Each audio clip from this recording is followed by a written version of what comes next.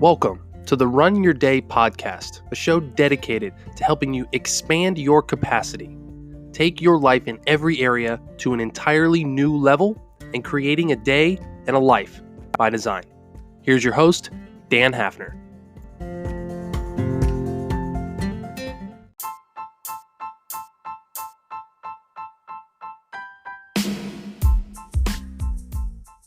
Hello, my friends. Dan Hafner here. Welcome to the Run Your Day podcast, another episode.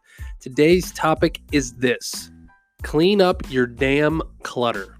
As always, appreciate you guys joining. Sit back, relax, and enjoy today's show.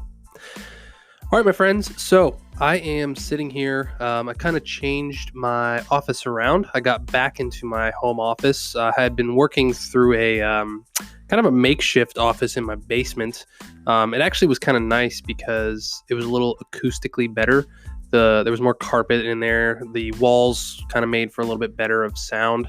So I apologize if this one sounds a little bit different. I think it's going to be okay. But anyway, that whole process of kind of moving my office up to from my temporary office to my the actual office that I work out of now was, oh man, it was a lot of work. I mean, to be honest, my wife and I were in the process now of moving and buying a new house and kind of uprooting, and we're moving back to Pennsylvania, Hershey, Pennsylvania. So we'll be doing that here in the next couple of months. By then, the show and all of this should be taking off pretty crazily, if that's a word, crazily. So as you can imagine right now, we're kind of in this mode of getting our house listed, getting it cleaned up, making sure everything is on point, looking good, ready at any time for people to swing by and do a viewing or whatever it might be, right? The only problem with that was that we had clutter everywhere. And I mean everywhere, like every room of our house. I don't know why our house just always tends towards clutter. And I think there's multiple problems going on. I think one, we have too much shit. Like just straight up, we have too much shit, too much junk, too many things, and not enough places to put them, right? Which kind of leads us into the second problem, which is that we don't have a place for everything. We don't have a place for everything, meaning that, you know, this book that I have doesn't have like a place I always keep it. You know, the headphones I use, I got yelled at for not having them in a consistent place, always having them in the same place, right? And when you don't have a place for everything and you have too much stuff just gets put somewhere and then it doesn't get moved for years, right? At least in our case, we found boxes of things that we never even unpacked from when we moved here 3 years ago, which is ridiculous. Kind of shows you that like you really can get by in life without using a lot of the things you normally think you would need to use, right? But anyway, I'm sitting here and I'm in this office and I gotta give my wife credit for this one. She cleaned up this room like big time. Like this was one of the worst rooms in the house and she cleaned it up in one evening, well, an evening and a half. And like I wish this was on video because like this is like, it's nice. The desk is clean. There's an overhead compartment to the desk, which is nice and organized. The room is clean. There was stuff all over the floor. We got all that picked up. We got that cleaned up, put away. It's amazing what a clean workspace can do to your mind. And that's kind of what I wanted to come on here and talk about was, I'm just sitting here like kind of having this realization in this, almost like this peaceful feeling, right? That, man, like the clutter in my world was cluttering up my mind. You know, like having an unorganized desk or having an unorganized car or having, an unorganized bill drawer or what, everyone has that junk drawer in the kitchen that you just throw shit in all the time. That one I'm talking about. Just going through and organizing those things is, it's empowering. Like it really makes you, it takes you to a place where your mind is kind of put at ease. And I don't know if any of you have ever seen the Marie Kondo Netflix series. I think it's called Tidying Up. My wife and I watched it a long time ago. I think she actually got the book too. But it kind of reminds me of that, of this whole process of how she teaches people to go through this clutter.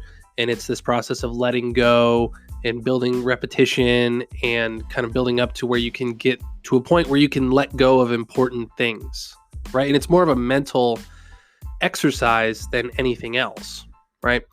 And what I will have you consider is this thought today, right? The clutter in your life is cluttering your mind, right? So what I challenge you to do is to take some time today or this week or whenever you get a chance and just take an honest look around at your surroundings, your life, your house, your apartment, wherever you live, your car, your desk at work, or whether you work from where a lot of us are working from home, your environment, and I understand like it gets hard when you have kids and you have pets and you have significant others and extended family members living with you. And there's so many different things going on. I'm not saying you need to keep an impeccable house, an impeccable car, have everything dressed to the nines all the time. Like that's impossible. That's very, very difficult for people to maintain that type of lifestyle. But as I'm walking around my house, I've literally done very little the past 2 days other than clean up the clutter in my life. And I am sitting here in just this pocket of peace. Like I'm serious. I'm just sitting here just like, wow, I can't believe it took me this long to just go through and clean up my shit. Like, honestly, it's kind of embarrassing, but I come on here and I share this for you, with you guys, just to kind of show you, like, I'm not perfect. I have a messy house too. My car's next. I used to keep a very, very, very clean car, and over the past 6 weeks, I've kind of let it go. It needs washed. It needs cleaned out. It needs armor-alled. It needs all this stuff. So I'm not saying I'm perfect, but I really have realized the immense power that comes with just working through your stuff and just putting one thing away at a time. And no matter whether you live as a hoarder or whether you just have kind of a messy apartment, right? You can get this done in less time than you think it will take. Like I said, I've been doing this for 2 days. It's been on and off, right? I've walked my dogs, I've run, I've worked out, I've done work on the computer, I've done podcast stuff, I've done other things. But for 2 days, like, I have not left my home, right? To actually clean and do these things and work through this stuff. And it's almost like I was working through myself at the same time, right? Like I was working through the clutter that I was carrying around in my soul, in my mind, in my heart, whatever you want to call it.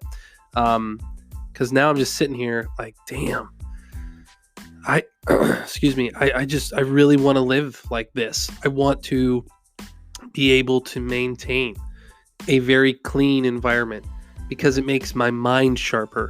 It makes my thinking sharper. It makes my dressing, like the way I dress and the way I get up and the way I do my morning routine and the way I eat, the way I do everything. I just notice this difference in my mind, in my being, and just the way that I'm perceiving the world. So, my challenge for you today is to look around your world. Like, where is there some clutter, like actual physical clutter, not like metaphorical clutter? Like, where is there some clutter in your life? Is it in your car, in your purse, in your home, in your bedroom, and whatever it might be? In a closet that you haven't gone through for 3 years because you just throw shit in there. Like, take a look. Identify that one area and clean that shit up. Like, just clean it up. No matter if it takes you 10 minutes or 10 hours, just clean it up.